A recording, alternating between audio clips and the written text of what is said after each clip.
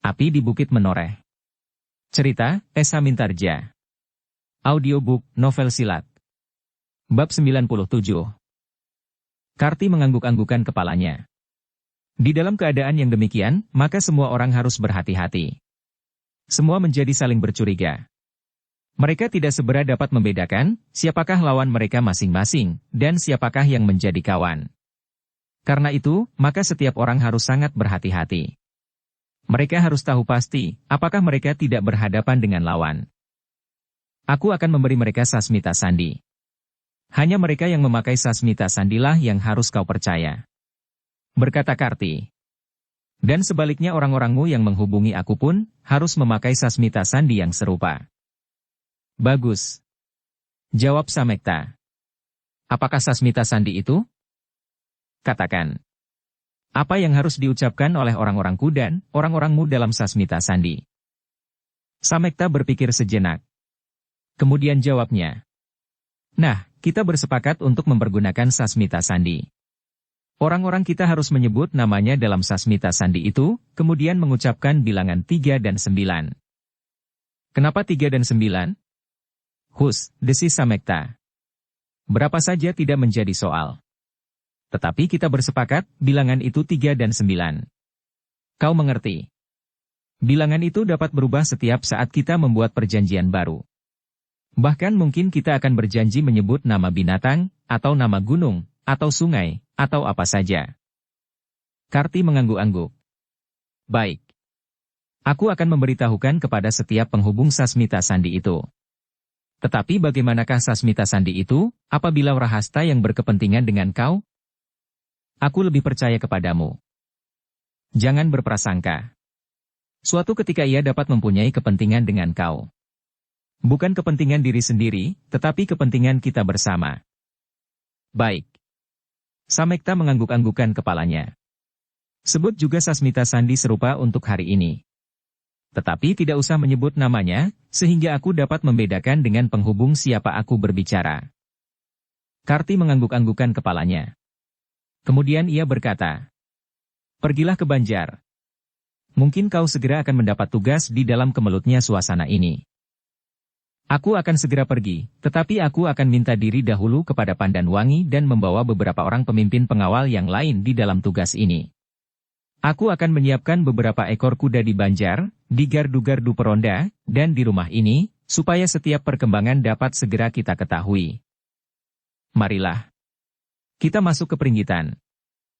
Kedua segera melangkahkan kakinya menyusuri orang-orang lain yang telah mendahului berada di Pringgitan. Samekta segera minta diri bersama beberapa orang yang bertugas bersamanya, pergi ke Banjar untuk menyusun jaring-jaring pengamanan di tempat-tempat yang telah ditentukannya. Terutama tempat-tempat yang langsung berhadapan dengan daerah yang hampir pasti berada di bawah pengaruh Argajaya dan Sidanti. Sejenak kemudian, maka beberapa ekor kuda telah berderap meninggalkan halaman rumah itu pula. Kali ini membawa Samekta dan beberapa pemimpin pengawal yang lain, pergi ke Banjar dan ke tempat-tempat penting yang lelah ditentukan. Mereka memencar untuk melihat keadaan dari dekat di setiap penjuru, dan pada saatnya mereka selalu membuat hubungan-hubungan satu dengan yang lain. Di setiap tempat penting, telah disediakan beberapa penghubung berkuda dan senjata-senjata sasmita yang lain. Panah-panah sendaren, panah api, kentongan dan tanda yang lain, yang telah disepakati bersama. Di rumah Ki Gede tinggallah kini beberapa orang tetua tanah perdikan dan beberapa orang pengawal di bawah pimpinan Wrahasta, di samping Karti dengan beberapa orang yang harus mengawani Pandanwangi di dalam rumah itu. Setiap orang telah mengenal Karti sebagai pemomong Pandanwangi, terutama apabila Pandanwangi pergi berburu. Meskipun Karti sudah agak lanjut, namun ia masih dapat dipercaya untuk mengawani Pandanwangi, apabila gadis itu berada di dalam bahaya. Tetapi kehadiran Karti di dalam rumah itu, agaknya terasa kurang memberi keleluasaan bagi Wrahasta. Ia merasa kepercayaan Argapati dikurangi. Seharusnya ia menerima seluruh tanggung jawab atas keselamatan gadis itu. Sehingga ia adalah satu-satunya pelindung yang terpercaya untuk Pandanwangi. Untunglah, bahwa umur Karti telah merayap ke pertengahan abad, sehingga bagaimanapun juga, kehadirannya masih dapat diterima oleh Wrahasta. Sementara itu, matahari menjadi semakin lama semakin rendah. Cahayanya mulai menjadi pudar dan kemerah-merahan. Sisa-sisa sinarnya sudah tidak lagi berwarna cerah dan menyilaukan. Tetapi semakin lama menjadi semakin suram. Awan yang putih kemerah-merahan hanyut di bawah angin dari selatan. Menyentuh ujung pebukitan, mengalir ke utara. Satu-satu burung seriti terbang berputaran. Kemudian saling bertemu, dan berkumpul dalam kelompok-kelompok yang semakin besar. Akhirnya, mereka terbang mengitari sebatang pohon randu alas tua di ujung pedukuhan. Ratusan, seperti segumpal mendung yang mengambang. Seekor kuda berderap dengan kencangnya di atas tanah berbatu-batu. Semakin lama semakin laju. Sekali-sekali penunggangnya tengadahkan wajahnya, melihat langit yang menjadi semakin suram. Dan setiap kali tangannya menggerakkan kendali, supaya kudanya terbang lebih cepat lagi. Sejenak kemudian, kaki-kaki kuda itu telah berderap menyusur lereng-lereng pebukitan. Menyusup di antara semak-semak yang rimbun dan liur, sepanjang jalan sempit menuju ke Pucang Kembar. Di tangan kanannya tergenggam sebatang tombak pendek yang masih berada di selongsongnya. Orang itu adalah Ki Argapati, yang bergelar Ki Gede Menoreh. Ia ingin sampai ke tempat yang telah dijanjikan, sebelum saat purnama naik. Ia tidak mau terlambat, meskipun hanya sepenginang. Karena itu, maka ia berpacu semakin cepat. Suara derak kaki kudanya menggelepar di lereng bukit-bukit yang terjal. Matahari di langit menjadi semakin rendah. Kini telah menyentuh punggung bukit di sebelah barat. Sebentar lagi matahari itu akan tenggelam, dan sebentar pula hari akan menjadi semakin gelap. Sejenak kemudian akan segera disusul oleh saat purnama yang akan naik di ujung timur. Kuda Argapati berlari semakin kencang. Meluncur dari selatan ke utara. Di sepanjang perjalanannya, pikiran dan angan-angan Argapati telah hinggap pada pertemuan yang akan datang, meloncat-loncat di antara kenangan masa lampaunya pada kesempatan yang serupa. Jalan ke Pucang Kembar yang dilaluinya kini, sama sekali tidak berubah seperti saat ia melampauinya beberapa puluh tahun yang lampau. Jalan sempit yang dahulu disusurinya adalah jalan sempit ini pula. Ketika itu, ia menjinjing tombak pula seperti saat ini. Tetapi tombak yang dibawanya kini, bukan tombaknya beberapa puluh tahun yang lampau. Hatinya berdesir, ketika terbayang di rongga matanya senjata tambak wedi yang gegirisi. Sepasang senjata yang bermata rangkap. Sehingga ujung tombaknya waktu itu, harus melawan 4 ujung mata senjata yang mengerikan dari sepasang nanggalaki tambak wedi. Tanpa sesadarnya, Ki Argapati memandangi selongsong senjatanya. Namun perlahan-lahan ia bergumam kepada diri sendiri. Tidak ada bedanya, meskipun tombak ini bukan tombakku sendiri. Pucang Kembar semakin lama menjadi semakin dekat. Matahari pun sudah semakin dalam membenam di balik bukit. Sisa-sisa cahayanya yang kemerah-merahan masih menyangkut di pinggir mega yang berarak di langit yang biru bersih. Ki Argapati menengadahkan wajahnya. Dilihatnya kesuraman yang kelabu perlahan-lahan menurun menyelubungi puncak pebukitan. Sehingga dengan demikian, kudanya berpacu semakin laju. Demikian asyiknya, kepala tanah perdikan Menoreh itu terpukau oleh kemungkinan yang bakal datang, sehingga ia sama sekali tidak mengetahui bahwa 2 pasang mata sedang mengawasinya dari balik gerumbul beberapa langkah dari jalan yang dilaluinya. Ketika salah seorang dari mereka mencoba bergerak, maka yang seorang segera menggamitnya sambil menggoyangkan kepalanya. Keduanya kemudian terdiam. Hanya mata mereka sajalah yang bergerak mengikuti derap kuda yang laju meninggalkan debu yang putih, menghambur di atas jalan yang dilaluinya itu. Ketika kuda itu telah hilang di kejauhan, maka mereka berdua yang sedang mengintip di balik rimbunnya dedaunan itu pun segera keluar dari persembunyiannya. Itukah yang bernama Argapati? Bertanya yang seorang. Yang lain menganggukkan kepalanya. Jawabnya. Ya. Orang itulah yang bernama Argapati, dan bergelar Ki Gede Menoreh. Orang yang pertama mengangguk-anggukkan kepalanya. Desisnya. Ia menepati janjinya. Pada saat purnama naik, ia pasti sudah berada di bawah Pucang Kembar. Tidak terpikir olehnya untuk ingkar atau justru berkhianat. Ia adalah seorang yang menjunjung tinggi nilai-nilai harga dirinya dan sifat-sifat kesatria. Jarang orang yang berpegang teguh pada pendirian yang demikian meskipun keadaan tanah perdikan ini sedang goncang. Orang yang pertama masih mengangguk-anggukkan kepalanya. Katanya kemudian, Ki Argapati benar-benar pergi ke Pucang Kembar seorang diri. Aku sudah menduga. Ia akan pergi seorang diri. Yang lain mengangguk-angguk lagi. Lalu, Apakah kita akan pergi ke Pucang Kembar pula? Ya, bukankah kita memang akan pergi ke sana untuk melihat apa yang terjadi? Marilah. Kita jangan terlambat. Kita tidak naik kuda seperti Argapati. Kita tidak mau kehilangan pertunjukan ini sejak dari permulaan sekali. Marilah. Kita dapat memintas. Kita menyusup di antara gerumbul-gerumbul liar, sehingga kita tidak akan tertinggal terlampau jauh dari Ki Argapati. Yang lain tidak menjawab. Tetapi mereka pun kemudian segera melangkahkan kaki mereka menyusup di antara gerumbul-gerumbul liar dan hilang di dalam kemuraman senja. Dari arah yang lain, Ki Tambakwedi berjalan dengan tergesa-gesa pula, menuju ke bawah Pucang Kembar, sambil menjinjing senjatanya yang mendebarkan jantung. Tetapi ia kini tidak membawa sepasang. Ia hanya tinggal mempunyai sebatang, karena yang sebatang telah tertinggal di Sangkal Putung. Bahkan pernah dibawa pula oleh Kiai Gringsing. Namun ia sama sekali tidak menjadi gelisah, bahwa ia harus melawan Argapati dengan sebatang senjatanya itu. Tetapi ternyata di dalam perjalanan itu, Ki Tambakwedi tidak hanya berjalan seorang diri. Di belakangnya berjalan dua orang yang bertubuh kekar, berbulu lebat di dadanya.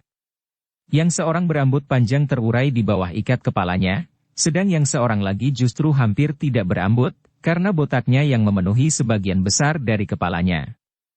Ikat kepalanya sama sekali tidak dikenakannya di atas botaknya, tetapi disangkutkannya saja di atas pandaknya. Apakah kau yakin, bahwa Argapati akan datangi seorang diri, bertanya orang yang berkepala botak. Iya, jawab Ki Tambakwedi. Aku tidak yakin, sahut yang berambut panjang. Mungkin ia akan menjebakmu. Ki Tambakwedi menggelengkan kepalanya. Tidak, ia tidak akan berbuat demikian. Tetapi kaulah yang berbuat demikian, sambung yang berkepala botak. Ki Tambakwedi mengerutkan keningnya. Lalu jawabnya. Aku terpaksa berbuat demikian untuk menyelamatkan tanah ini. Kalau Argapati telah tidak ada, maka tidak akan seorang pun yang berani mengambil alih pemerintahan, kecuali satu-satunya Trah Argapati, Sidanti. Dengan demikian, pertumpahan darah akan terhindarkan. Memang Kila harus berkorban. Kali ini, korban itu kebetulan adalah Argapati. Dan mungkin korban lain yang tidak kalah pentingnya, adalah justru harga diriku sendiri. Tetapi aku memandang kepentingan yang jauh lebih besar dari harga diri seorang Tambakwedi. Kedua orang kawan Tambakwedi itu mengerutkan keningnya. Sejenak mereka berdiam diri. Tetapi mereka tidak dapat mengerti jalan pikiran Ki Tambakwedi itu, sehingga salah orang dari mereka tiba-tiba tertawa terbahak-bahak sambil berkata, Ho, kau aneh Ki Tambakwedi. Jalan pikiranmu memang berbelit-belit. Kalau kau memang tidak ingin terjadi pertumpahan darah, kenapa kau tidak berusaha mencegah muridmu, anak Argapati itu untuk memberontak terhadap ayahnya? Itu jalan yang paling mudah dapat kau tempuh daripada jalan yang kau pilih sekarang. Itu tidak mungkin, sahut Ki Tambakwedi. Dengan demikian, keadaan tanah ini akan tetap seperti sekarang dan hari-hari yang lampau. Rakyat menoreh ingin mendapat nafas baru di atas tanah perdikan ini. Tiba-tiba orang yang lain, yang berkepala botak berkata, Aku tidak peduli, apa saja yang sedang berkecamuk di atas tanah ini. Aku tidak peduli, apakah kau korbankan harga dirimu, bahkan nyawamu sama sekali. Tetapi peristiwa ini membuat aku menjadi gembira. Aku akan menerima upah darimu, sementara aku mendapat kesempatan untuk membunuh. Sudah lama aku tidak melibatkan diri dalam perkelahian yang ribut, seperti apa yang akan terjadi di atas tanah ini. Mudah-mudahan aku akan berhasil membunuh Argapati. Kawannya yang berambut panjang mengerutkan dahinya katanya. Kenapa kau tidak yakin? Meskipun aku dan kau tidak dapat melawannya seorang demi seorang, tetapi kita akan merupakan unsur penentu di dalam perkelahian yang akan datang. Kita mengharap bahwa Ki Tambakwedi dan Argapati akan merupakan kekuatan yang seimbang. Maka kehadiran kita akan menjadi penyebab bahwa keseimbangan itu akan goyah. Dan Argapati akan dapat kita selesaikan. Hal itu jangan kau ragukan lagi, berkata Tambakwedi. Seandainya Argapati membawa beberapa orang kawan, maka sepasukan kecil di belakang kita akan menyelesaikannya. Kedua kawan-kawannya itu mengangguk-anggukkan kepala mereka. Semua rencana itu sudah siap dan meyakinkan. Argapati tidak akan dapat keluar lagi dari jebakan mereka. Sejenak kemudian mereka berhenti. Ki Tambakwedi memberi isyarat kepada mereka, agar mereka tidak berjalan bersamanya. Keduanya harus memilih jalan lain, supaya mereka dapat mencapai tempat yang mereka tentukan tanpa diketahui oleh Ki Argapati. Kedua orang itu segera memisahkan diri dan masuk ke dalam gerumbul di pinggir jalan. Mereka mencari jalan sendiri untuk mencapai Pucang Kembar. Tugas mereka adalah membantu Ki Tambakwedi memusnahkan Ki Gede Menoreh. Bukan saja sekedar mereka berdua, tetapi di belakang mereka masih ada sepasukan kecil, yang terdiri dari sebagian orang-orang Menoreh sendiri, dan sebagian lagi orang-orang dari luar, yang sengaja diundang oleh Ki Tambakwedi, Sidanti, dan Argajaya. Tetapi rencana Ki Tambakwedi ternyata jauh lebih besar dari kedua rencana yang akan saling mengisi itu. Bukan hanya sekedar rencana yang dipersiapkan untuk membunuh Argapati. Tetapi sementara itu, Sidanti pun telah sibuk bersama Argajaya. Sepeninggal Ki Tambakwedi, maka Sidanti dan Argajaya telah menjalankan tugas masing-masing sesuai dengan kesatuan rencana Ki Tambakwedi. Mereka menyiapkan sebagian besar dari kekuatannya. Menurut Ki Tambakwedi, Sidanti dan Argajaya malam itu juga harus dapat merebut padukuhan induk dari tanah perdikan Menoreh. Mereka sadar bahwa seandainya benar-benar terjadi peperangan antara dua kekuatan yang ada di Menoreh, maka peperangan itu tidak akan dapat selesai sehari dua hari. Tetapi peperangan itu akan dapat menjadi jauh lebih cepat selesai apabila padukuhan induk segera dapat direbutnya. Pasukan Argapati yang telah kehilangan pimpinannya itu pasti akan pecah tercerai-berai, sehingga untuk membangun satu kekuatan yang utuh pasti akan sangat sulit. Apakah kita akan mulai sekarang, Paman? Bertanya Sidanti. Jangan terlampau tergesa-gesa. Kita mulai setelah purnama naik di atas cakrawala. Kita mengharap bahwa Kakang Argapati sudah terikat dalam sebuah perang tanding dengan Ki Tambakwedi, supaya Kakang Argapati tidak sempat mengetahui apa yang terjadi sepeninggalnya. Seandainya seseorang pergi melaporkan kepadanya atau tanda-tanda lainnya, maka itu akan berakibat terlampau jelek pula bagi Kakang Argapati. Dengan demikian, ia akan kehilangan pemusatan perhatiannya atas perang tanding itu, sehingga kematiannya pun akan menjadi lebih cepat. Sidanti mengangguk-anggukan kepalanya. Memang demikianlah maksud Ki Tambakwedi. Malam ini juga, mereka harus mendapat kepastian bahwa mereka akan berhasil menguasai tanah perdikan Menoreh, meskipun penyelesaiannya masih memerlukan waktu. Tetapi bagi Sidanti, waktu rasa-rasanya berjalan terlampau lambat. Matahari yang telah hilang di balik pegunungan, masih saja meninggalkan sinar yang cerah di langit. Namun kemuraman senja pun semakin lama menjadi semakin muram. Matahari menjadi semakin dalam terbenam, sehingga akhirnya sisa-sisa sinarnya sama sekali sudah tidak lagi dapat menerangi lereng Bukit Menoreh. Kita harus bersiap, Paman, berkata Sidanti. Sebentar lagi purnama pasti akan naik. Iya, kita akan bersiap, jawab pamannya. Yang mula-mula harus berangkat adalah pasukan kecil, yang harus meyakinkan bahwa Kakang Argapati pasti akan terbunuh di bawah Pucang Kembar. Pasukan itu sudah lama siap. Nah, lepaskanlah. Biarlah mereka berangkat. Sidanti pun segera memberikan perintah bagi pasukan kecil yang akan pergi ke Pucang Kembar. Pasukan yang mendapat tugas khusus. Apabila Ki Tambakwedi dan kedua orang kawannya tidak segera berhasil menyelesaikan Argapati, maka adalah menjadi tugas pasukan kecil itu untuk bertindak. Juga seandainya Argapati membawa beberapa orang pengawalnya, maka semuanya harus ditumpas. Ketika pasukan kecil itu sudah berangkat, maka Sidanti segera mempersiapkan induk pasukannya. Induk pasukannya inilah yang nanti harus langsung masuk ke padukuhan induk dan mendudukinya. Meskipun peperangan masih akan berlangsung terus, namun dengan menduduki padukuhan induk, maka Sidanti sudah mempunyai alas yang kuat menuju ke arah kemenangannya. Pada saat Sidanti mempersiapkan pasukannya yang cukup kuat untuk langsung menusuk jantung tanah perdikan Menoreh, maka kuda yang membawa Argapati telah naik memanjat tebing, sebuah puntuk kecil lereng bukit.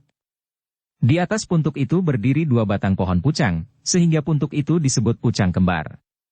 Di bawah sepasang pohon pucang itu, terbentang sebuah dataran yang tidak terlampau luas, ditumbuhi oleh rumput-rumput liar dan pohon-pohon perdu yang rimbun. Di bawah sepasang pohon pucang itulah, Argapati berjanji untuk menemui Ki Tambakwedi dalam perang tanding, seperti yang pernah terjadi beberapa puluh tahun yang lampau. Ketika kaki-kaki kudanya berderap di bawah sepasang pucang itu, hati Argapati berdesir. Hatinya telah dilanda oleh arus kenangan lama, seolah-olah terguncang dengan dahsyatnya di dalam dadanya. Dan kini ia sekali lagi akan melakukannya. Dengan orang yang sama dan di tempat yang sama. Argapati kemudian meloncat turun dari punggung kudanya. Dituntunnya kudanya ke arah sebatang pohon perdu dan mengikatnya di sana. Kemudian perlahan-lahan ia melangkahkan kakinya ke bawah sepasang pucang itu kembali. Aku tidak terlambat, gumamnya perlahan sekali. Disapunya keadaan di sekitarnya yang telah mulai suram dengan pandangan matanya. Tetapi ia tidak melihat sesuatu. Ki Tambak Wedi pun masih belum tampak olehnya. Dengan tenangnya Ki Argapati menyandarkan dirinya pada sebatang dari sepasang pohon pucang itu. Perlahan-lahan tangannya mengangkat senjatanya dan melepas selosongnya, kemudian melipatnya.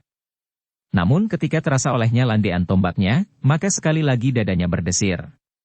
Tiba-tiba saja, ia menyadari bahwa ia akan berkelahi dengan senjata yang kurang dikenalnya. Ia masih biasa mempergunakan tombak itu.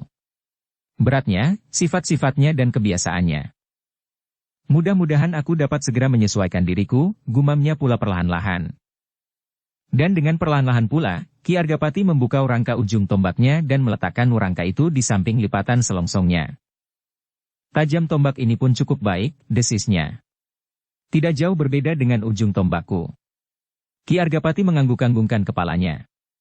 Kedua tombak itu memang tombak sifat kandel tanah perdikan menoreh, yang masing-masing dimiliki oleh kakak beradik, Argapati dan Argajaya. Tetapi ternyata Argajaya diam-diam telah menukarkan tombak itu, karena ia menganggap bahwa tombak Argapati lebih baik dari tombaknya sendiri. Sambil menunggu Ki Tambak Wedi, Argapati mencoba menimang-nimang tombaknya, supaya ia tidak salah hitung. Ia harus tahu pasti berapa banyak tenaga yang diperlukannya untuk mengayunkan tombak itu pada jarak tertentu. Ketika Argapati menengadahkan wajahnya, dilihatnya warna yang merah kekuningan menyaput langit di ujung timur. Purnama itu hampir naik, tanpa sesadarnya ia berbicara kepada diri sendiri. Ya, tiba-tiba terdengar sebuah jawaban. Purnama hampir naik. Argapati berpaling ke arah suara itu. Dilihatnya di atas sebongkah batu pada sesosok tubuh, berdiri di atas sepasang kakinya yang renggang. Tegak seperti sebatang tombak baja yang kokoh kuat tertancap dalam-dalam pada tanah yang keras berbatu-batu. Ki Gede Menoreh mengerutkan keningnya. Segera ia mengenal, siapakah orang yang berdiri di atas sebongkah batu padas itu. Ki Tambak Wedi. Karena itu, maka katanya seperti acuh tidak acuh.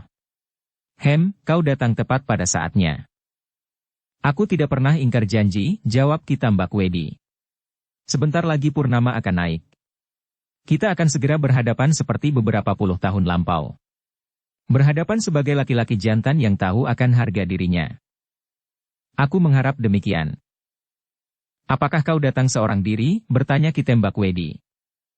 Pertanyaan itu ternyata membuat Argapati menjadi heran. Dipandanginya Ki Tambak Wedi di dalam sinar yang temaram. Perlahan-lahan ia maju setapak sambil berkata. Pertanyaan itu aneh sekali. Dukung channel Novel Silat dengan subscribe, follow, like, komen dan share. Kenapa aneh? Potong Ki Tambak Wedi. Tidak sepantasnya kita menyimpan pertanyaan itu di dalam hati kita. Aku pun tidak akan bertanya demikian. Kalau kita sudah kehilangan kepercayaan kepada diri masing-masing, maka kita sudah kehilangan sebagian dari kejantanan kita. Ki Gede Menoreh terdiam sejenak, lalu tiba-tiba. Ki Tambak Wedi. Meskipun hanya sepercik, apakah pernah tersirat di dalam hatimu untuk datang ke tempel ini bersama satu atau dua orang kawan yang meskipun hanya akan menjadi saksi? Sehingga kau dipengaruhi oleh pertanyaanmu itu? Pertanyaan itu telah mengguncangkan dada Ki Tambak Wedi. Serasa ujung tombak Argapati itu telah mematuk pusat dadanya. Ia tidak menyangka bahwa pertanyaannya dapat menumbuhkan kecurigaan pada lawannya. Namun segera ia berusaha melepaskan kesan itu dari wajahnya. Kemuraman senja telah menolongnya untuk melindungi perubahan-perubahan pada kerut-kerut di keningnya. Pertanyaanmu itu pun aneh Argapati.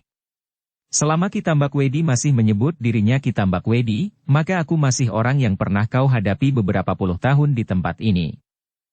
Bagus, sahut Argapati. Turunlah. Sebentar lagi cahaya di langit itu akan menjadi semakin cerah. Kemudian pada saatnya purnama akan segera naik. Marilah kita peringati masa-masa muda kita, sebagai Paguhan dan Arya Teja dengan cara ini. Loloskah senjatamu itu dari selongsongnya? Aku ingin melihat, betapa dahsyatnya senjata yang berujung rangkap itu. Terdengar suara tertawa perlahan-lahan. Kau terlampau tergesa-gesa, sahut Ki Tambak Wedi. Meskipun sesaat lagi purnama akan naik, tetapi malam masih panjang. Kau tidak akan kehabisan waktu untuk memeras keringatmu. Aku akan melayanimu. Kenapa kita harus tergesa-gesa dan memulainya tepat pada saat purnama itu nanti naik dari atas cakrawala? Sekali lagi Agapati menjadi terheran-heran. Pertanyaan di dalam dirinya menjadi semakin tajam menggores di jantungnya. Sikap Ki Tambak Wedi itu tidak dapat dimengertinya. Beberapa puluh tahun, ketika ia bertemu di tempat ini pula dengan Ki Tambak Wedi, maka orang itu sama sekali tidak terlampau bersabar hati seperti kini. Waktu itu telah cukup lama berlalu, katanya di dalam hati. Sepanjang itu, adalah mungkin sekali seseorang mengalami perubahan tabiat dan sifatnya. Mungkin Ki Tambak Wedi mendapat pengalaman yang cukup banyak untuk merubah sifat-sifatnya itu. Kini ia menanggapi keadaan dengan hati yang mengendap. Meskipun demikian, Argapati itu menjawab juga. Ki Tambak Wedi. Aku memang tidak tergesa-gesa. Tetapi bukankah ancar-ancar waktu itu telah kita letakkan? Marilah kita mencoba menepatinya. Kita akan segera menyelesaikan pekerjaan kita. Bukankah masih ada pekerjaan lain yang menunggu? Terdengar suara tertawa Ki Tambak Wedi. Apakah kau masih mengharap dapat keluar dari tempat ini? Ki Argapati mengerutkan keningnya. Tentu, jawabnya. Di rumah anakku menunggu kedatanganku. Suara Ki Tambak Weda itu tiba-tiba meninggi. Katanya. Seandainya kau dapat keluar dari tempat ini, belum tentu kau akan dapat bertemu lagi dengan anakmu. Kenapa? Bertanya Argapati dengan herannya. Kedua kakak beradik seibu itu berada dalam pertentangan yang tajam. Aku tidak tahu apakah Sidanti dapat mengendalikan dirinya supaya tidak segera bertindak. Tetapi jangan takut. Seandainya Sidanti malam ini berhasil menguasai Menoreh, puterimu, adik Sidanti itu tidak akan mengalami cedera. Sidanti menyayanginya sebagai seorang adik, meskipun adiknya itu berpihak kepadamu. Tetapi sebagai seseorang yang bercita-cita, maka Sidanti harus bertindak, meskipun ia yakin bahwa kau pasti telah berjanji untuk menyerahkan tanah perdikan ini kepada gadismu itu. Terasa sesuatu berdesir di dalam dada Argapati. Ia sudah menduga bahwa hal serupa itu akan terjadi. Sidanti pasti akan mempergunakan saat yang genting ini. Saat ia tidak dapat memimpin perlawanan langsung untuk menghadapinya. Namun ia sadar pula bahwa Ki Tambak Wedi sengaja mengatakan hal itu kepadanya, karena Ki Tambak Wedi berusaha untuk mempengaruhi perasaannya. Apabila perasaannya dikacaukan oleh berbagai macam persoalan, maka ia pasti tidak akan dapat mencurahkan segenap perhatiannya di dalam perlawanannya. Meskipun demikian sepercik kebimbangan membayang pada dinding hati Argapati. Kenapa kau diam saja? Bertanya Ki Tambak Wedi. Jangan hiraukan mereka. Biarlah hal itu diurus oleh anak-anak. Mereka sedang membuat permainan untuk diri mereka sendiri. Biarlah Sidanti dan Pandan Wangi bergurau dengan caranya. Dan marilah kita melakukan pekerjaan kita pula di sini. Ki Argapati mengerutkan keningnya. Namun sejenak kemudian ia menjawab. Kau keliru Paguhan. Aku tidak membiarkan Pandan Wangi melakukan perlawanan, seandainya Sidanti benar-benar akan memulainya malam ini. Meskipun Pandan Wangi memiliki kemampuan bermain senjata, tetapi ia masih terlampau hijau. Aku menyerahkan pimpinan pasukan pengawal kepada seseorang yang aku percaya akan dapat melakukan perlawanan sebaik-baiknya. Mungkin tenaga Pandan Wangi diperlukan, tetapi tidak menentukan cara perlawanan yang harus dilakukan. Ki Tambak Wedi mengerutkan keningnya. Tanpa sesadarnya ia bertanya. Siapa orang itu? Kini Argapatilah yang tertawa. Perlahan-lahan sekali. Kau belum mengenalnya. Ia orang baru di Menoreh, tetapi ia bukan orang baru di dalam tata keprajuritan. Siapa? Sebutkan namanya. Aku mengenal hampir setiap orang di sini. Kau tidak perlu mengetahuinya. Biarlah itu diselesaikan oleh anak-anak. Marilah kita melakukan pekerjaan kita di sini. Terdengar Ki Tambak Wedi menggeram. Namun sejenak kemudian ia berkata. Tetapi tidak akan ada harapan lagi buatmu. Kau tidak akan dapat keluar dari tempat ini. Seandainya kau dapat juga melarikan diri, tetapi kau tidak mempunyai lagi tanah untuk berpijak. Marilah kita tidak membicarakan hal-hal yang belum terjadi. Lihat, cahaya yang merah itu sudah semakin cerah. Turunkah? Kita akan segera mulai. Ki Tambak Wedi tidak segera menjawab. Tetapi kini justru di dadanya tersimpan berbagai macam pertanyaan tentang kemungkinan-kemungkinan yang bakal terjadi di dalam pertempuran yang pasti akan segera berkobar. Siapakah yang telah diserahi pimpinan oleh Argapati itu? Ia sekedar membesarkan hatinya sendiri, katanya di dalam hati. Karena Ki Tambak Wedi tidak segera menjawab, maka Ki Argapati mendesaknya. Turunlah. Kita tidak dapat bermain-main di atas padas itu. Terlampau sempit dan terjal. Ki Tambak Wedi menggeram. Tetapi ia tidak segera beranjak dari tempatnya. Ia mencoba menduga-duga, apakah pasukan kecil yang telah dipersiapkan itu telah dilepaskan oleh Sidanti. Ia tidak ingin perkelahian akan berlangsung terlampau lama. Ia harus segera menyelesaikannya, kemudian ikut serta bersama Sidanti, menyelesaikan rencananya untuk menduduki induk tanah perdikan malam itu juga. Apakah kau tertidur? Desak Argapati. Sekali lagi Ki Tambak Wedi menggeram. Kemudian ia menjawab. Kau terlampau tergesa-gesa. Baiklah. Aku akan segera turun. Bersiaplah, supaya kita segera dapat mulai. Aku sudah bersiap sejak aku datang ke tempat ini. Terdengar suara Ki Tambak Wedi tertawa hambar. Kemudian ia mulai melangkahkan kakinya setapak demi setapak menuruni pada siang terjal. Berkata Ki Argapati hampir berteriak. Apakah kau sudah pikun paguhan? Seharusnya dengan sekali loncat kau sudah berada di atas tanah yang datar. Kenapa kau merangkak seperti bayi yang sedang berumur 3 bulan? Dada Ki Tambak Wedi berdesir mendengar sindiran Argapati. Sebenarnya lah bahwa betapapun curamnya puntuk padas itu, namun seorang Tambak Wedi tidak sepantasnya menuruninya setapak demi setapak sambil berpegangan erat-erat seperti anak-anak sedang turun dari pembaringan. Tetapi Ki Tambak Wedi tidak menyangka bahwa perbuatannya itu mendapat pengamatan yang saksama dari lawannya. Ia tidak menyangka bahwa usahanya untuk mengulur waktu itu dapat ditangkap oleh Argapati. Meskipun demikian, Ki Tambak Wedi yang licik itu menjawab. Ki Gede menoreh, aku memang sudah tua. Aku sudah lama sekali tidak mengenali lagi setiap jengkal tanah di bawah pucang kembar ini, sehingga aku harus sangat berhati-hati. Argapati mengerutkan keningnya. Keheranannya menjadi kian bertambah-tambah. Kelakuan Ki Tambak Wedi tampak semakin lama semakin tidak wajar. Dan ketidakwajaran itu membuat Ki Argapati kadang-kadang tidak mengerti, apakah ia masih berhadapan dengan Ki Tambak Wedi beberapa puluh tahun yang lampau. Aku tidak boleh berprasangka, ia mencoba menenteramkan hatinya yang mulai gelisah. Dalam keadaan itu, berbagai persoalan timbul terbenam di dalam dadanya. Tiba-tiba pada saat yang demikian, Ki Argapati menyadari keadaan yang sebenarnya dihadapi. Apakah artinya kejantanan kini bagi Ki Tambak Wedi? Ternyata ia lelah mengundang langsung kekuatan-kekuatan di luar tanah perdikan untuk mencampuri persoalan yang sedang berkecamuk di atas tanah ini. Tanpa menghiraukan akibatnya, Ki Tambak Wedi dan Sidanti telah membakar rumah sendiri. Apakah yang telah berbuat demikian itu masih juga mempunyai harga diri untuk berperang tanding dengan jujur? Pertanyaan itu kini mengganggu perasaan Ki Argapati. Namun sekali lagi ia mencoba mengusir prasangka itu. Tidak, aku mengharap bahwa tidak terjadi kecurangan serupa itu. Tetapi Argapati masih melihat Ki Tambak Wedi turun perlahan-lahan. Kadang orang itu berhenti, kemudian berdiri menengadahkan wajahnya. Ki Tambak Wedi, berkata Argapati. Lihat, bulan purnama telah naik. Beberapa puluh tahun yang lampau, kau sudah tidak dapat diajak berbicara apapun lagi. Begitu cahaya bulan menyentuh senjatamu, begitu kau menyerang seperti orang gila. Tetapi kenapa kau sekarang masih juga berdiri saja di situ? Ki Tambak Wedi tertawa. Jawabnya.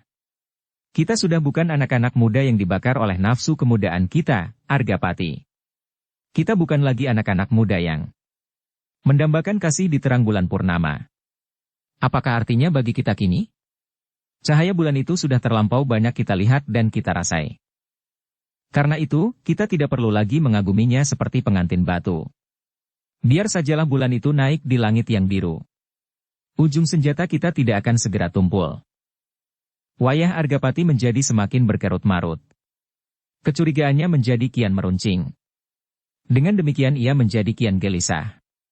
Kenyataan-kenyataan yang dihadapinya telah membuatnya semakin curiga atas orang yang bergelar Ki Tambakwedi itu. Meskipun demikian ia masih menahan dirinya. Kecurigaannya masih belum berpijak pada alasan yang jelas. Semuanya itu sekedar prasangka. Argapati masih mencoba memulas perasaannya itu. Tetapi ia masih melihat Ki Tambakwedi berdiri di lambung puntuk padas itu. Sebenarnya tidak terlampau tinggi. Seorang anak tanggung pun akan dapat segera meloncat turun. Tetapi tampaknya Ki Tambakwedi itu terlampau berhati-hati. Ki Tambakwedi yang namanya telah menggemparkan udara di sekitar Gunung Merapi. Itu tidak mungkin, berkata Argapati di dalam hatinya. Dan tumbuhlah kecurigaannya semakin tajam di dalam dadanya. Ki Tambakwedi itu mengangkat wajahnya sekali lagi seolah-olah ia sedang menikmati bulatnya bulan. Tetapi dalam pada itu didengarnya lama-lama suara burung kedasi. Lamat-lamat sekali. Tetapi cukup jelas. Ngelangut, seperti ratap seorang nenek kematian cucunya tercinta. Aku telah mendengar suara burung kedasi itu, berkata Ki Tambakwedi di dalam hatinya. Dan tiba-tiba saja ia menggeram sambil meloncat turun. Sama sekali tidak mengalami kesulitan, bahkan seandainya ia meloncat dari ujung seonggok batu padas itu. Kita akan segera mulai, Argapati, suaranya bernada berat dan datar. Tetapi ternyata sikapnya itu telah menggetarkan dada Argapati. Seolah-olah ia mendapat suatu keyakinan, bahwa sebenarnya ia tidak hanya sekedar bercuriga. Tiba-tiba kini ia hampir pasti, bahwa ia tidak berhadapan dengan Paguhan beberapa puluh tahun yang lampau, tetapi ia kini berhadapan dengan seorang yang sangat licik. Karena itu, betapa kemarahan telah menghentak dada Argapati. Selangkah ia maju sambil berkata dengan suara gemetar. Paguhan. Jangan kau anggap aku anak-anak yang heran melihat tingkah lakumu. Aku kini tahu pasti, meskipun aku belum melihatnya. Tetapi seperti kau, aku pun mempunyai telinga. Aku mendengar suara burung kedasi yang kau dengar itu pula. Aku menangkap perbedaan suara itu dengan suara burung kedasi yang sebenarnya. Hampir setiap malam aku mendengar suara burung itu. Dan suara burung yang setiap malam aku dengar itu sama sekali tidak serupa dengan suara burung yang baru saja menggerakkanmu, meloncat turun dari batu padas itu. Tuduhan itu serasa seonggok bara yang menyentuh telinga Ki Tambakwedi. Ternyata perasaan Argapati terlampau tajam, sehingga segera ia dapat mencium apa yang sebenarnya sedang dipersiapkan. Ternyata Argapati kini sudah mengetahui hampir seluruhnya, apa yang tersembunyi di balik gerumbul-gerumbul di dalam kesuraman malam terang bulan. Agaknya Argapati telah membayangkan berapa orang sedang merangkak-rangkak mendekati Pucang Kembar. Dan orang-orang itu akan berbuat curang. Karena itu, maka Ki Tambakwedi sudah tidak dapat berusaha untuk menyembunyikannya. Meskipun demikian, ia masih juga ingin menghadapi Argapati seorang lawan seorang lebih dahulu. Ia masih ingin melihat betapa Ki Gede Menoreh kini meloncat jauh maju dari Arja Teja beberapa puluh tahun lampau. Karena itu, maka Ki Tambakwedi pun beberapa langkah meloncat mendekati Argapati sambil menarik senjatanya. Tetapi kini ia hanya membawa sebatang dari sepasang senjatanya yang mengerikan itu. Ketika ia sudah berdiri tegak beberapa langkah di hadapan Argapati, maka ia pun menggeram. Argapati, apakah yang sebenarnya sedang kau ingatkan itu? Apakah kau sedang mimpi terlampau buruk, sehingga kau membayangkan seolah-olah di sekitar tempat ini bertebaran orang-orangku yang bertanda sandi suara burung kedasi? Oh, kepala tanah perdikan yang malang. Ternyata kau telah dipengaruhi oleh kegelisahan dan kecemasan yang luar biasa, sehingga kau tidak lagi dapat membayangkan harapan untuk mendapatkan kemenangan, setidak-tidaknya kesempatan untuk melarikan diri dari arena, sehingga kau berpikir yang bukan-bukan. Argapati mengerutkan keningnya. Terdengar suaranya dalam nada yang berat. Mungkin aku memang bermimpi buruk, Tambakwedi.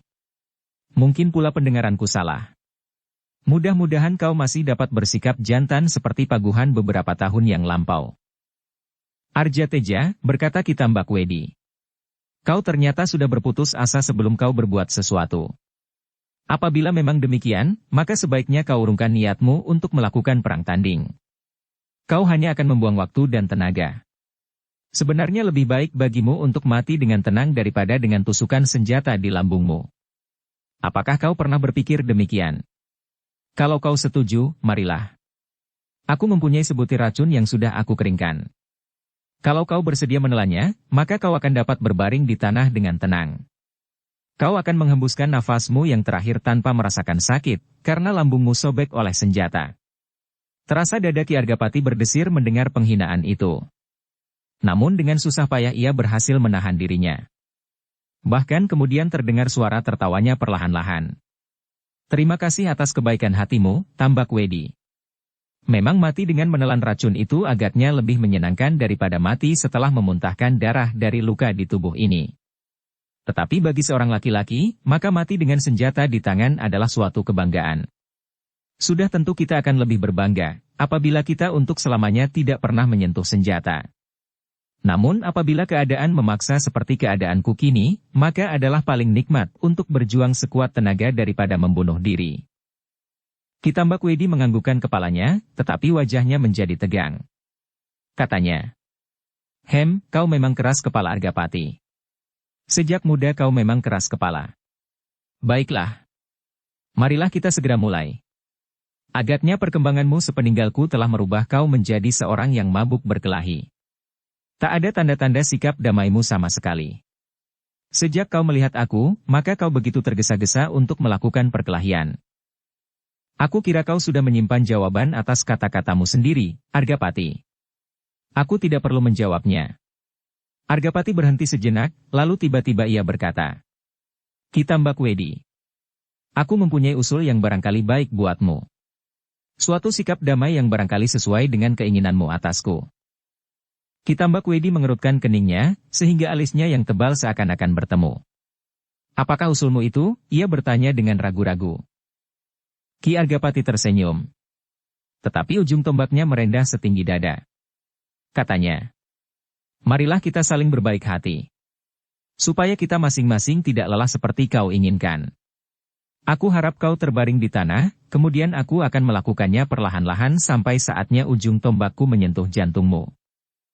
Ternyata darah Ki Tambak Wedi tiba-tiba saja telah mendidih, ia tidak mampu menahan dirinya lagi. Tiba-tiba ia berteriak nyaring. Tangannya bergetar secepat kilat, hampir-hampir tidak dapat dilihat oleh mata. Tetapi yang berdiri di hadapannya adalah Argapati.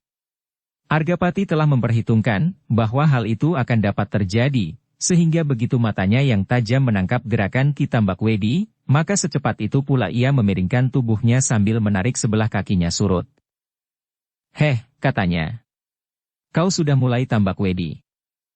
Dada Ki Tambak Wedi serasa akan meledak, ketika ia melihat sikap Argapati yang dengan mudah berhasil menghindari sambaran, gelang-gelang besinya yang meluncur sejengkal di depan dada.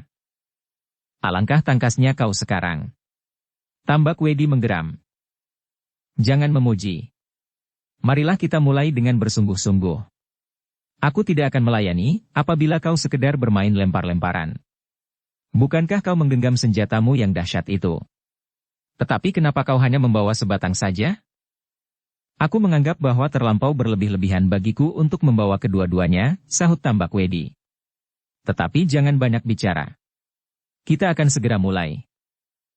Argapati tidak menjawab lagi. Selangkah ia maju. Kini keduanya lelah berhadapan dalam jarak yang lebih dekat. Ujung tombak Argapati mempergunakan sebatang nenggalanya, namun setiap saat ia dapat melemparnya dengan gelang-gelang besi yang cukup banyak tersimpan di bawah kain panjangnya, bergantungan pada ikat pinggang yang khusus. Sejenak mereka berdiri berhadapan. Dan sejenak kemudian Argapati lelah menjulurkan senjatanya. Kemudian dengan gerak yang sukar dipahami, keduanya segera terlibat dalam perkelahian yang seru. Pada benturan yang mula-mula, telah terdengar dentang kedua senjata itu dengan dahsyatnya, sehingga bunga-bunga api memercik seperti ribuan kunang-kunang yang berloncatan menghambur menjauhi kedua senjata itu. Pada saat berikutnya, maka mereka bertempur seperti pergulatan sepanjang angin pusaran. Kemudian saling berbenturan seperti prahara menghantam batu karang. Keduanya adalah orang-orang yang hampir mumpuni dalam olah kanuragan. Keduanya adalah orang-orang yang mempunyai banyak kelebihan dari orang-orang kebanyakan. Senjata Ki Tambak Wedi mematuk-matuk seperti ribuan mulut ular yang berkerumun dari segala arah. Kedua tajamnya seakan-akan berubah menjadi beribu-ribu nanggala yang bergerak bersama-sama. Ternyata Ki Tambak Wedi benar-benar seorang yang pilih tanding. Kakinya melontar-lontarkan tubuhnya, seperti tidak berinjak di atas tanah. Namun ternyata pula bahwa Argapati mampu mengimbanginya. Tombaknya berputar seperti baling-baling. Kadang-kadang menebas seperti sehelai pedang, namun kemudian menusuk langsung ke pusat jantung. Tubuhnya seolah-olah menjadi ringan seperti kapas yang berputar-putar ditiup angin pusaran. Di dalam perkelahian itu, kaki-kaki mereka telah menyapu bersih tanaman liar di sekitar sepasang pucang kembar itu. Rerumputan dan batang-batang perdu menjadi rata, seolah-olah habis dibajak. Ujung-ujung senjata mereka telah menebas semua tumbuh-tumbuhan dan batang-batang kayu yang tumbuh di seputar tempat perkelahian. Burung-burung liar yang bersarang di dekat pucang kembar itu pun segera berterbangan. Mereka terkejut mendengar derak batang-batang yang patah, serta ranting-ranting yang berguncang seperti dilanda angin ribut. Sedang gelombang kedahsyatan perkelahian itu telah melanda binatang-binatang yang berkeliaran di sekitarnya, sehingga berlari-larian. Rusa, kijang-kijang di dalam gerumbul, dan bahkan macan-macan kumbang. Mereka segera menjauh dan bersembunyi di dalam lubang-lubang yang gelap di balik puntuk-puntuk padas. Demikianlah, perkelahian itu semakin lama menjadi semakin dahsyat. Seperti seekor harimau yang lapar, melawan seekor banteng terluka. Tangguh tanggon. Serangan-serangan mereka datang seperti petir di langit, dan benturan-benturan di antara mereka serasa akan meruntuhkan gunung dan mengeringkan lautan. Tetapi yang pernah terjadi ternyata terulang kembali.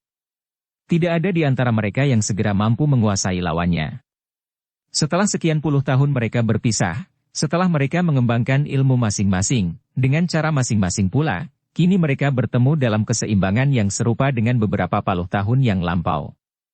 Mereka tidak dapat menentukan siapakah yang akan menang di antara mereka. Yang dapat mereka lakukan adalah bertempur sebaik-baiknya.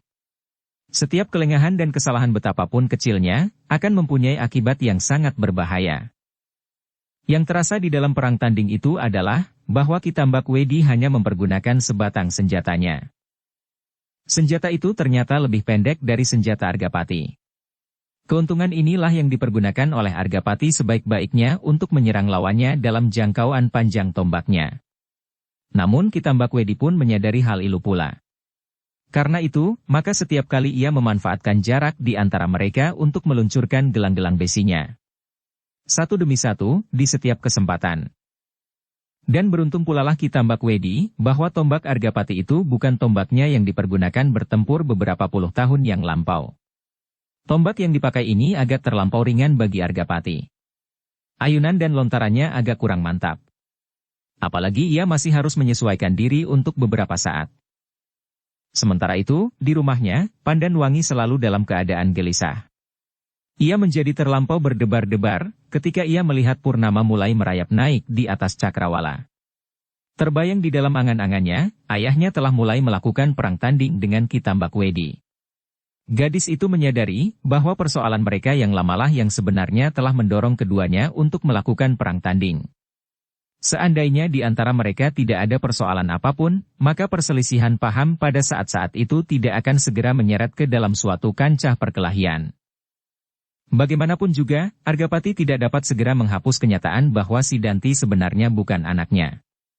Meskipun ia telah berusaha dengan susah payah, meskipun dalam beberapa puluh tahun, seolah-olah hal itu tidak berbekas, bahkan yang nampak pada Pandai Wangi, bahwa ayahnya telah berlaku sebaik-baiknya terhadap kakaknya, tetapi ungkapan kepahitan kenyataan itu betapa kecilnya akan segera mengangkat kembali luka di dalam hati ayahnya. Apalagi ayahnya harus mempertaruhkan tanah yang selama ini telah dibinanya. Dalam kegelisahan dan kecemasan itu, Pandan Wangi duduk seperti sebuah patung yang mati. Tidak sepatah kata pun diucapkannya dan seolah-olah semua keadaan di sekitarnya tidak menarik perhatiannya. Di luar rumahnya, di halaman, Urahasta sedang sibuk mengatur para pengawal yang berada di bawah tanggung jawabnya. Dengan sepenuh hati, ia melakukan tugasnya untuk mengamankan halaman dan seluruh isi rumah itu, terutama Pandan Wangi.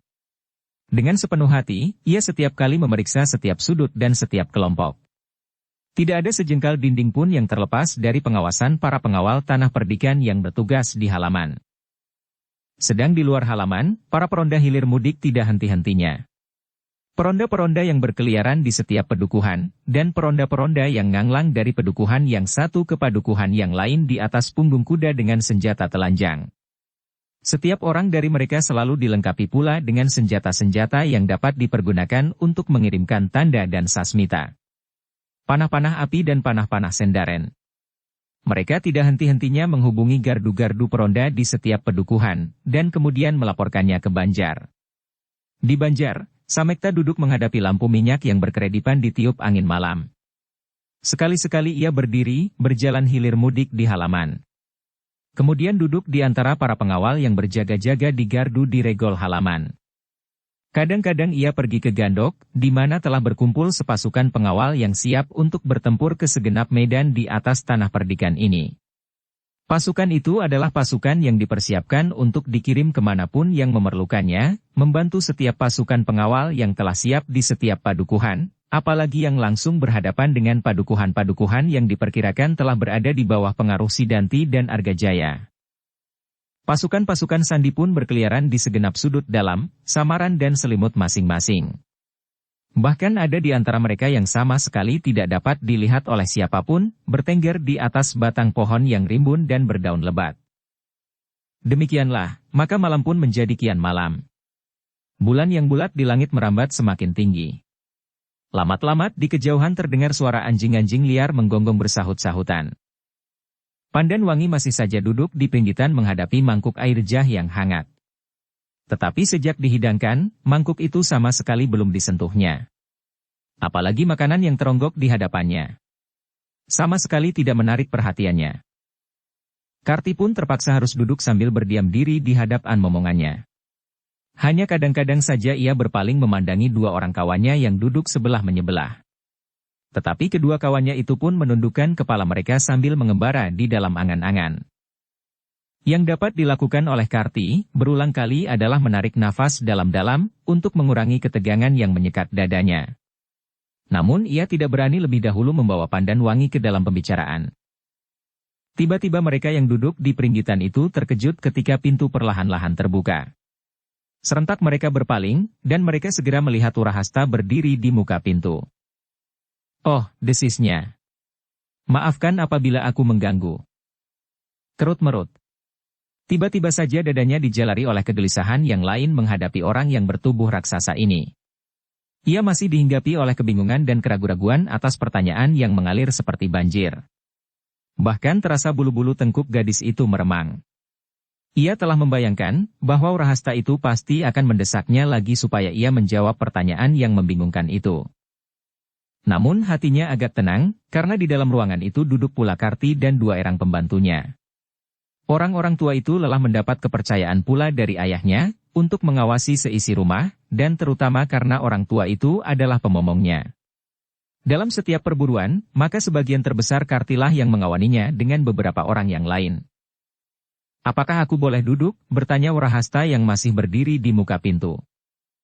"Oh." Pandan Wangi tergagap.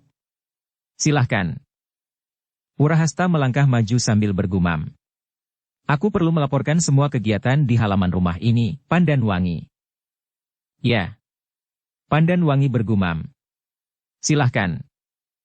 Urahasta pun kemudian duduk di samping Pandan Wangi. Sekali-sekali ditatapnya Karti dengan sudut matanya. "Semuanya telah aku persiapkan sebagaimana seharusnya, Pandan Wangi. Setiap saat tidak akan mengecewakan. Mudah-mudahan Paman Samekta berhasil menguasai keadaan di luar halaman, sehingga kami tidak perlu terlampau banyak berbuat." "Terima kasih," sahut Pandan Wangi. "Mudah-mudahan Kakang Sidanti tidak berbuat malam ini, sehingga ayah besok akan dapat memimpin langsung pasukan pengawal tanah perdikan ini, apabila terjadi sesuatu." Urahasta mengangguk-anggukan kepalanya. "Mudah-mudahan," katanya. "Tetapi seandainya Sidanti mulai juga malam ini, aku tidak akan berkeberatan untuk melayaninya." "Terima kasih, Urahasta," jawab Pandan Wangi. "Tetapi aku mengharap, supaya tidak terjadi sesuatu." "Kita boleh mengharap, Pandan Wangi, tetapi kita tidak tahu, apakah yang kini sedang dipikirkan oleh Sidanti. Karena itu, adalah sebaiknya kita bersiap menghadapi setiap kemungkinan." Urahasta berhenti sejenak. Ditatapnya sekali lagi Karti dengan sudut matanya, lalu katanya pula. "Seharusnya, kau melihat sendiri kesiagaan pasukanmu di dalam halaman ini." Tanpa dikehendakinya sendiri, Karti mengangkat wajahnya. Namun ketika tatapan matanya membentur mata Pandan Wangi yang suram, maka orang tua itu pun segera berpaling. Namun dengan demikian hatinya menjadi berdebar. Segera teringat olehnya pesan Samekta, bahwa agaknya Pandan Wangi telah dirisaukan oleh sikap Urahasta, justru dalam saat-saat yang menegangkan ini. Karti menarik nafas dalam-dalam ketika ia mendengar Pandan Wangi menjawab. Aku percaya kepadamu, Urahasta.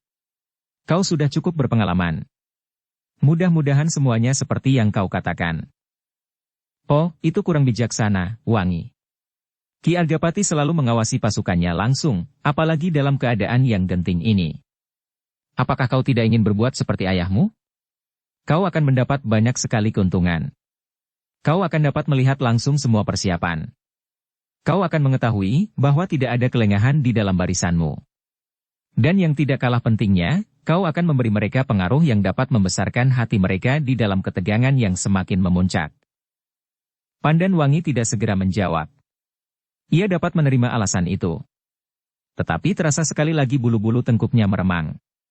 Ia takut akan dihadapkan lagi pada pertanyaan-pertanyaan yang membuat hatinya semakin bingung, bahkan hatinya akan dapat menjadi gelap sama sekali. Ia akan dapat kehilangan akal, dan bertindak di luar kesadaran. Namun tiba-tiba Pandan Wangi mengangkat dadanya. Dipandanginya Karti dan dua orang kawannya. Maka katanya kemudian perlahan-lahan. Paman, marilah kita melihat kesiagaan pasukan pengawal di halaman. Ketika Karti mengangkat wajahnya, dilihatnya dahi Urahasta berkerut-merut. Bahkan Urahasta itu berkata terbata-bata. Tetapi itu tidak perlu, Pandan Wangi. Aku akan mengantarmu bersama orang-orang yang telah aku sediakan. Terima kasih Urahasta. Aku berterima kasih sekali. Tetapi biarlah Paman Karti ikut bersamaku. Ia akan ikut melihat pula kesiagaan di halaman ini. Ia akan dapat memberi aku nasihat apa yang harus aku lakukan. Itu tidak perlu sama sekali. Biarlah Paman Karti berada di dalam rumah. Bukankah tugasnya di dalam rumah ini saja? Oh, kau aneh sekali Urahasta. Apakah sebenarnya keberatanmu? Paman Karti adalah pemomongku. Biar sajalah ia ikut bersama aku. Tetapi bukan demikian perintah ayahmu, Pandan Wangi. Akulah yang bertanggung jawab atas keselamatan seisi rumah ini, termasuk kau. Bukan Karti. Karena itu, biarlah Paman Karti duduk saja di sini.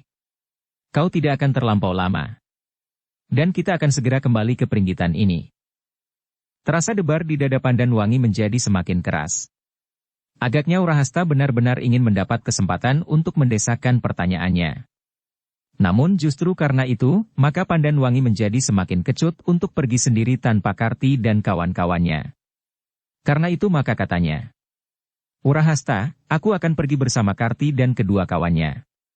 Tidak ada keberatan yang dapat kau ajukan. Seandainya ayah tidak berbuat demikian, inilah perbedaan antara Pandan Wangi dan ayahnya. Ah! Urahasta berdesah. Tampak kekecewaan menjalar di wajahnya. Sejenak ia berdiam diri memandangi nyala pelita yang bergetar disentuh angin malam yang menyusup lubang pintu yang tidak tertutup rapat-rapat sekali. Melihat kekecewaan itu, Pandan Wangi menjadi kian berdebar-debar. Bagaimanapun juga, ia malam ini sangat memerlukan Urahasta dan pengaruhnya atas pasukan pengawal yang terutama terdiri dari anak-anak muda sebaya dengan raksasa itu. Seandainya ia berbuat kurang sepantasnya bagi tanah kelahirannya ini, maka keadaan akan kian menjadi kisruh. Sesaat kemudian terdengar pengawal muda bertubuh raksasa itu berkata, Baiklah Pandan Wangi. Silahkan pergi bersama Paman Karti melihat-lihat pasukan pengawalmu. Sekilas Pandan Wangi memandang wajah Karti yang tampaknya tidak memberikan kesan apapun. Namun sebenarnya orang tua itu telah menahan perasaannya. Kini ia tahu benar arti pesan Samekta kepadanya. Sehingga dengan demikian, maka ia benar-benar ingin untuk pergi bersama Pandan Wangi. Sejenak kemudian maka Pandan Wangi itu pun segera berdiri bersama semua orang yang berada di peringgitan itu. Perlahan-lahan ia melangkah keluar lewat pendapa yang remang-remang. Beberapa orang yang berada di pendapa berpaling ke arahnya. Orang-orang tua yang wajib mendampingi Pandan Wangi di bidang pemerintahan dan para pengawal yang lain, yang sedang duduk-duduk beristirahat. Namun segera mereka mengerti kemana Pandan Wangi akan pergi. Pandan Wangi pun kemudian turun ke halaman, melangkah dengan kepala tunduk memutari halaman rumahnya, halaman depan dan halaman belakang. Hanya kadang-kadang saja ia mengangkat kepalanya, menyapa beberapa orang yang sedang berjaga-jaga. Lalu sejenak kemudian kepalanya telah menunduk lagi, seperti sedang menghitung langkah kakinya. Tetapi dengan demikian, Pandan Wangi tahu bahwa tidak ada dinding yang tidak terawasi sejengkal pun. Aku benar-benar tidak dapat lepas dari pengawasan mereka, katanya dalam hati. Sebenarnya lah bahwa di dalam hatinya tersimpan hasrat untuk pergi tanpa diketahui oleh orang lain ke Pucang Kembar. Ia ingin melihat apa yang sebenarnya terjadi di sana. Apakah ayahnya kira-kira dapat memenangkan perang tanding itu, atau barangkali Ki Tambak Wedi berbuat curang? Hatiku selalu diganggu oleh kecemasan. Aku merasakan getar yang menggelisahkan, desisnya di dalam hati. Tetapi sudah tentu bahwa orang-orang di halaman itu tidak akan membiarkannya pergi seperti pesan ayahnya. Tugas para pengawal itu selain bertahan apabila ada bahaya, tetapi juga mengawasinya juga, sehingga Pandan Wangi itu merasa dirinya sebagai wakil ayahnya, kepala tanah perdikan, sekaligus seorang tawanan. Meskipun ia menyadari dan mengerti maksud ayahnya, namun hatinya semakin lama semakin gelisah. Apalagi apabila teringat olehnya pertanyaan-pertanyaan yang diberikan oleh Wurahasta. Setelah Pandan Wangi melihat seluruh kegiatan di halaman rumahnya, maka ia pun segera kembali ke pendapa. Wurahasta mengantarnya sampai ke pintu, lalu katanya, "Silahkan Pandan Wangi. Aku akan berada di halaman. Setiap kau memerlukan aku. Aku telah sedia." "Terima kasih Wurahasta," jawab Pandan Wangi. Betapapun hatinya bergolak, namun ia harus bersikap baik. Bahkan ia cenderung untuk membuat Wurahasta itu tidak kehilangan harapannya. "Setiap saat aku mungkin memerlukan kau." Sesaat mata Wurahasta menjadi berkilat-kilat. Namun kemudian ia berkata, "Beristirahatlah. Percayakanlah halaman rumah dan seisinya kepadaku, seperti ayahmu mempercayakan pula." "Ya Wurahasta, aku percaya kepadamu. Mudah-mudahan tidak terjadi sesuatu yang dapat menggoncangkan tanah ini. Seandainya ada, kita siap menghadapinya." "Ya. Silahkan beristirahat. Aku minta diri." Pandan Wangi melihat langkah yang tegap dan berat meninggalkannya, melintas pendapa turun ke halaman. Wurahasta adalah seorang yang memiliki kepercayaan kepada diri sendiri. Bahkan agak terlampau besar. Pandan Wangi pun kemudian masuk ke dalam peringgitan bersama Karti dan dua orang kawannya. Ia telah berhasil menghindari desakan pertanyaan-pertanyaan Wurahasta yang pasti akan menambahnya menjadi semakin bingung. Namun sejalan dengan itu, ia menyadari bahwa salah paham pada diri raksasa itu pun jadi semakin dalam. Agaknya Wurahasta benar-benar menaruh harapan kepadanya. "Oh," Pandan Wangi berdesah di dalam hatinya. "Aku benar-benar dihadapkan pada keadaan yang tidak aku kehendaki." Ketika kemudian Pandan Wangi duduk bersama-sama dengan Karti dan kedua kawannya, ia seolah-olah menjadi beku. Kepalanya tertunduk dan wajahnya menjadi terlampau suram. "Pandan Wangi," berkata Karti kemudian, "sebaiknya kau memang harus beristirahat, Nger. Mungkin kau terlampau ditegangkan oleh keadaan. Seandainya ada sesuatu yang penting, biarlah aku mengetuk pintu bilikmu. Meskipun kau pasti tidak akan dapat tidur, tetapi setidak-tidaknya kau akan mendapat kesegaran baru setelah kau berbaring beberapa saat." Pandan Wangi menarik nafas dalam-dalam. Sejenak ia berpikir. Dan sejenak kemudian ia berkata, "Baiklah Paman. Aku akan beristirahat sebentar. Mungkin aku akan mendapat sedikit ketenangan. Tetapi mungkin pula aku justru menjadi semakin tegang." Pandan Wangi berhenti sejenak, lalu, "Sebentar lagi aku memerlukan laporan keadaan, di dalam dan di luar halaman ini." Maka sejenak kemudian Pandan Wangi telah berada di dalam biliknya. Dibaringkannya dirinya di pembaringannya untuk mencoba beristirahat. Sekali-sekali dipejamkannya matanya, namun ia tidak berhasil untuk sekejap saja melupakan persoalan yang kini sedang membelit tanah perdikannya, ayahnya, dan dirinya sendiri. Pandan Wangi berdesah. Kepalanya terasa pening. Sekali-sekali angan-angannya terbang ke Pucang Kembar. Ia sama sekali tidak dapat membayangkan apa yang telah terjadi. Tetapi satu hal yang sangat mengganggunya, adalah bahwa ia sama sekali tidak dapat mempercayai Ki Tambak Wedi. Ketika ia melihat sikapnya, pada saat ia dicegat oleh 6 orang yang tidak dikenal, maka tumbuhlah berbagai pertanyaan di dalam dirinya. Apalagi setelah ia merenungkan semua cerita ayahnya, sikapnya dan kata-katanya, Ia mendapat kesimpulan bahwa Ki Tambak Wedi kini tidak dapat lagi dipercaya. Mungkin aku terlampau berprasangka, gumamnya di dalam hati. Tetapi aku tidak dapat mengingkari kata hati ini.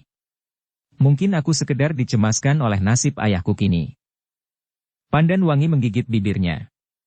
Dicobanya mencari jalan agar ia dapat pergi ke Pucang Kembar. Tetapi ia sadar bahwa apabila ayahnya mengetahuinya, maka akibatnya akan dapat membahayakan sekali. Aku akan minta Paman Karti pergi untuk melihat-lihat apa yang kini terjadi di bawah Pucang Kembar, desisnya. Namun kemudian, tetapi Wahasta membuat aku menjadi ngeri. Paman Karti harus tetap berada di sini. Pandan Wangi menjadi semakin bingung. Ia tidak berani memberi perintah langsung kepada seseorang atau siapapun untuk pergi ke Pucang Kembar. Tidak seorang pun akan sanggup berangkat karena mereka takut kepada ayahnya. Ayahnya telah berpesan, tidak seorang pun boleh melihat apa yang telah terjadi. Ia tidak mau menodai namanya sendiri. Satu atau dua orang yang melihat perkelahian itu, akan dapat menumbuhkan kesan yang kurang baik pada Ki Argapati, seolah-olah Ki Argapati telah membawa satu atau dua orang pengawal. Karena itu, juga mustahil baginya untuk memerintahkan seseorang atau dua orang untuk pergi. Dengan demikian, maka justru ketegangan dan kegelisahan semakin mengamuk di dalam dirinya. Sehingga dadanya serasa berguncang-guncang dan jantungnya serasa akan meledak. Tetapi tiba-tiba Pandan Wangi itu meloncat berdiri. Ia menemukan suatu cara untuk melaksanakan maksudnya. Perlahan-lahan ia melangkah keluar. Dan perlahan-lahan ia memanggil Karti yang masih duduk di peringgitan. Paman Karti. Karti yang sedang terkantuk-kantuk terperanjat. Dengan tergesa-gesa ia berdiri dan bersama kedua kawannya mendekati Pandan Wangi. Ada apa, Ngger? Paman, kenapa aku tidak boleh keluar dari halaman rumah ini untuk pergi ke Pucang Kembar? Jangan, Ngger. Kau mempunyai tugas di sini. Tugas yang tidak dapat kau tinggalkan. Lebih daripada itu, kehadiranmu akan mengganggu ayahmu. Menurut penilaianku, Ki Tambak Wedi dan ayahmu memiliki kelebihannya masing-masing. Sekejap saja ayahmu lengah, atau perhatiannya terganggu, maka akibatnya akan berbahaya sekali baginya. Tetapi bagaimanakah kalau Ki Tambak Wedi curang? Apakah kira-kira bentuk kecurangannya itu? Ia telah memanggil beberapa orang tidak dikenal ke dalam tanah perdikan ini. Apakah tidak mungkin bahwa ia membawa beberapa orang bersamanya dan beramai-ramai berkelahi bersamanya melawan ayah di bawah Pucang Kembar? Karti menarik nafas dalam-dalam. Kemungkinan itu memang dapat terjadi. Sidanti telah melakukan apa saja tanpa mengenal tanggung jawab untuk mencapai maksudnya. Di antaranya orang-orang yang tidak dikenal itu. Maka tidak mustahil apabila Ki Tambak Wedi mempergunakan cara yang sama. Tetapi tiba-tiba orang tua itu menggelengkan kepalanya. Tidak seorang pun yang berani melanggar perintah Ki Gede Menoreh. Aku akan pergi, Paman. Aku tidak akan menampakkan diriku. Aku akan bersembunyi. Hanya apabila keadaan memaksa aku akan membantu ayah. Tidak, Ngger, tidak. Pandan Wangi mengerutkan keningnya. Lalu katanya, bagaimana apabila aku memaksa? Jangan, Ngger. Mungkin Angger akan berhasil. Tidak seorang pun yang dapat menahan Angger di sini, meskipun kami mempergunakan segala wewenang yang diberikan oleh Ki Gede Menoreh, sebab tidak seorang pun di sini yang mampu menahanmu, apalagi apabila Angger mempergunakan kekerasan. Namun demikian, aku minta jangan kau lakukan, Ngger. Untuk kepentinganmu dan kepentingan Ki Gede sendiri. Pandan Wangi tidak menyahut. Kerut di keningnya menjadi semakin dalam. Tiba-tiba saja ia berbalik dan dengan tergesa-gesa masuk ke dalam biliknya. Sebelum Karti sempat bertanya sesuatu kepadanya, maka pintu bilik itu telah tertutup. Karti mengangkat bahunya. Dipandanginya kedua temannya dengan penuh kecemasan. Tetapi kedua kawannya itu pun menggelengkan kepalanya. Mereka pun tidak tahu apakah yang sepantasnya dilakukan. Perlahan-lahan Karti meninggalkan pintu bilik Pandan Wangi kembali ke peringgitan. Dengan penuh persoalan di dalam dirinya, ia merenung sambil menundukkan kepalanya. Namun kecemasan Pandan Wangi itu beralasan. Mungkin Ki Tambak Wedi berbuat curang. Mungkin sekali. Memang tidak ada salahnya apabila seseorang atau dua orang pergi menengoknya. Tentu saja sambil bersembunyi-sembunyi, agar Ki Argapati tidak mengetahuinya. Apabila Kitambak Wedi tidak berbuat curang, maka orang-orang itu tidak boleh menampakkan dirinya. Tetapi seperti orang disengat lebah, Karti terlonjak berdiri dan langsung berlari ke bilik Pandan Wangi. Tanpa mengetuk pintu bilik itu langsung dibukanya, untuk melihat apakah Pandan Wangi masih ada di dalamnya. Terasa dada Karti akan meledak ketika ia tidak melihat Pandan Wangi di dalam biliknya. Dilihatnya setiap sudut, setiap lekuk dan bahkan di sisi glodok bambu. Namun Pandan Wangi benar-benar tidak ada lagi di dalam bilik itu. Dengan tergesa-gesa Karti meloncat keluar. Di depan bilik itu, hampir ia berbenturan dengan kedua kawannya yang menyusulnya. Pandan Wangi tidak berada di biliknya, desis orang tua itu. Apakah ia pergi? Mungkin sekali. Lihatlah pintu belakang. Apakah pintu itu terbuka? Tetapi jangan membuat gaduh. Lakukanlah seolah tidak terjadi sesuatu. Kedua kawannya mengangguk-anggukan kepalanya. Perlahan-lahan mereka melangkah ke ruang dalam. Dilihatnya pintu belakang yang langsung menuju ke serambi yang berhadapan dengan dapur masih tertutup rapat. Selarak pintu itu masih di tempatnya, desis yang seorang. Yang lain menganggukkan kepalanya. Jawabnya. Mungkin ia masih berada di dalam biliknya atau di dalam rumah ini. Mungkin di bilik Ki Argapati. Keduanya mengangguk-anggukkan kepalanya. Kemudian mereka melangkah kembali. Mereka ingin melihat ke dalam bilik Ki Argapati. Mungkin Pandan Wangi ada di sana. Tetapi sekali lagi mereka hampir berbenturan dengan Karti yang baru saja melangkahi pintu bilik Ki Gede dari dalam. Kosong, desis Karti. Kedua kawannya mengerutkan keningnya. Namun seperti orang tersadar dari mimpinya, Karti berkata, "Lihat pintu butulan samping." Ketiganya segera pergi ke pintu butulan. Pintu itu pun masih tertutup rapat. Tetapi ketika Karti merabanya, pintu itu bergerak setebal jari. Pintu ini sudah tidak terkancing. Kawannya meninting selarak pintu sambil berkata, "Inilah selaraknya." Karti menarik nafas dalam-dalam. Aku terlampau bodoh. Seharusnya sejak aku mendengar maksudnya untuk pergi ke Pucang Kembar, aku sudah dapat menduga bahwa anak yang keras hati itu akan lari seperti yang pernah dilakukan. Ia pernah lari untuk menemui kakaknya. Padahal waktu itu Ki Argapati ada di rumah. Apalagi kini. Tidak seorang pun yang ditakutinya di dalam rumah ini. Bodoh sekali. Bodoh sekali. Aku menyadarinya setelah aku terlambat. Itukah sebabnya kau terloncat dari tempat dudukmu? Ya, itulah. Tetapi sudah terlambat. Kedua kawannya saling berpandangan. Tetapi mereka tidak mengerti apa yang sebaiknya mereka lakukan. Karena itu maka mereka pun kemudian terdiam sambil memandangi wajah Karti yang pucat. Oh, kalau Pandan Wangi benar sampai ke Pucang Kembar, dan Ki Argapati mengetahuinya, alangkah besar akibatnya. Meskipun gadis itu menyadarinya juga, namun perasaannya yang melonjak-lonjak akan sangat sulit untuk dikendalikannya. Darah muda yang mengalir di dalam dirinya, justru darah Argapati yang keras hati, akan membuatnya kehilangan pengamatan diri. Lalu apakah yang sebaiknya kami kerjakan? Bertanya salah seorang kawannya. Bersambung ke bab 98.